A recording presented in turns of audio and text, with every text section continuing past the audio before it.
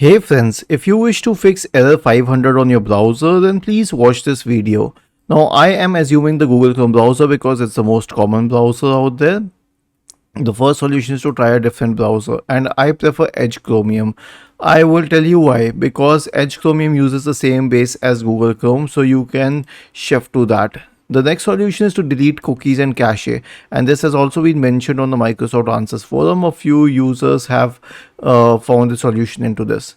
So click on these three dots here, select history, and then select history once again. Click on clear browsing data, change the time range to all time.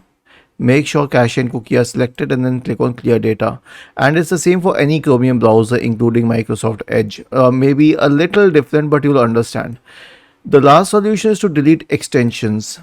Why? Because extensions impact the properties of a browser, and they also prevent a lot of websites from opening, especially security extensions. So here's what you can do. Click on these three dots here and select extension, manage extensions. Okay, if there's any troublesome extension, turn it off and maybe even remove it. Was this helpful? If yes, then please subscribe to the channel, and if not, then let us know in the comment section of the video on how we could help you further. Thank you for watching this video and have a nice day.